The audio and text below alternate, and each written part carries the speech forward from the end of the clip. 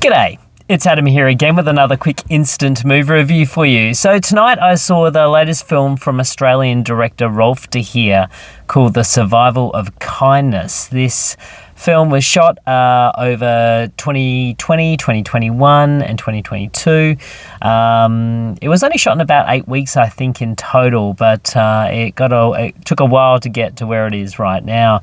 It basically tells the story of a character by the name of Black Woman, that's what she's credited as, who wakes up in a cage in the middle of the desert and has to try and find a way out. And when she does get out, she discovers a world which has been tainted with a terrible disease, and she has to try and work her way through it, working out how to survive, who to trust, and where her journey will take her.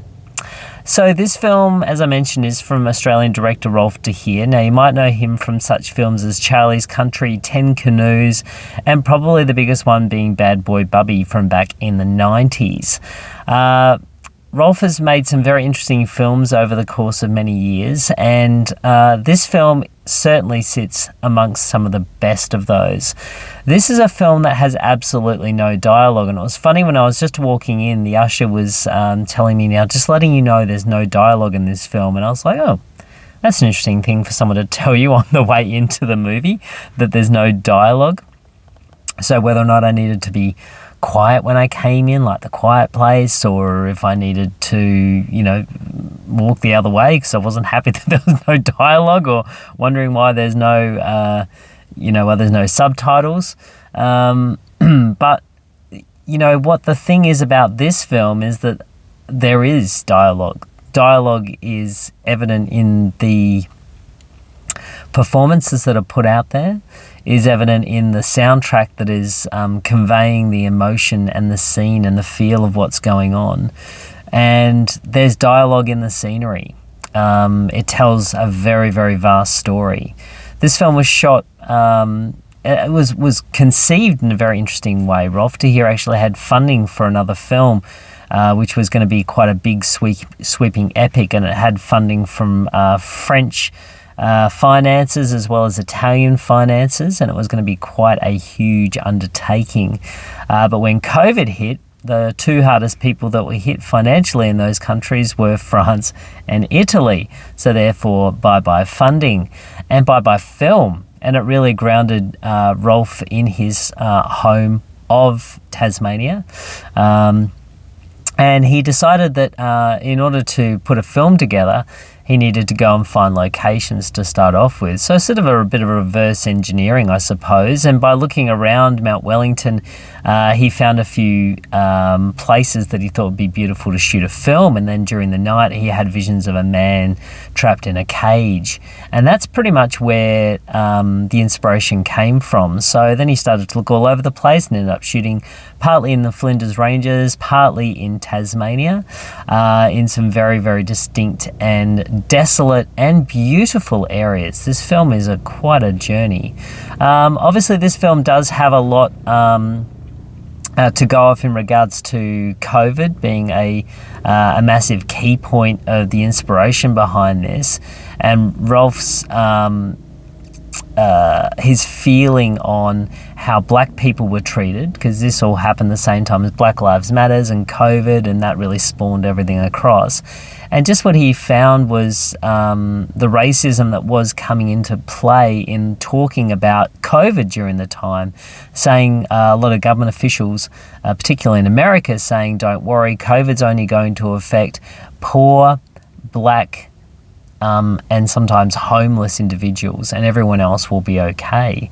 Well, how completely wrong was that? Even though a lot of those people were very much affected because of having no healthcare, obviously being in America as well, very, very poor.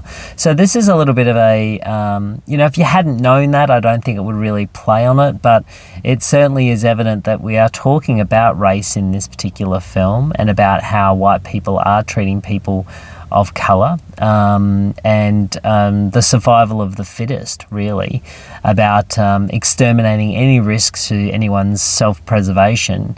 And that just happens to have started off with the colour of your skin. So it does have some poignant things to say in this film. But the things that speak absolute volumes are the performances. Mwajemi Hussein, who was actually not an actress at all. She was actually a refugee from South Africa who came out to Australia without knowing any English at all, and went through all the different things, all the certificates to get up to the point that she could speak Year 11 English, and then went on to start to do her diploma in social services. And she was discovered by a casting director, or by a person who said that there's a casting director looking for people for this film. And it was quite a long process, and she only got in by the skin of her teeth when she met Rolf de Heer. He basically found in her something that he would like to spend 8 weeks in the desert with, and a performance that is so naturalistic and really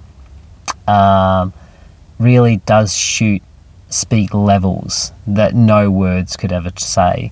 And this is a really strong film. It's nowhere near as confronting, potentially, as something like Bad Boy Bubby, for instance, but it is confronting in the fact that it gets you to question your moral judgment. It gets you to question in regards to how you'd react to people, and particularly around COVID and those sort of pandemic situations. So it does, I think it's come out at the right time. We've got enough distance from COVID now to be able to sort of look at this film objectively and look at all the notes that it's really putting out there. And I think it also radiates beautifully. Obviously, at the Berlin Film Festival, this film won the Critics' Choice Awards. Now, I'm not sure if it was for film or for best performance, but certainly Mwajemi Hussein put in a phenomenal performance, and people are knocking at her door.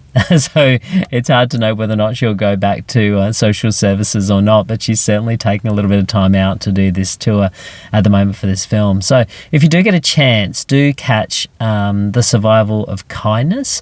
It is a really interesting watch. And just a few notes as well, the sound design on this film, absolutely phenomenal. They actually had to remix the film after it was done some test screenings, because the low barrier sound in the sound system in the cinemas actually swallowed up the soundtrack because it was so quiet and beautiful and serene. So they needed to amp things up a little bit.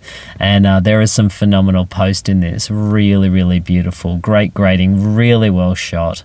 And just some superb performances from our key our key character. There's only really 3 official people in this film. So see it. It's The Survival of Kindness. It's the new film from director Rolf de Heer, and I'd give this one 8 out of 10. It's a really great, powerful film.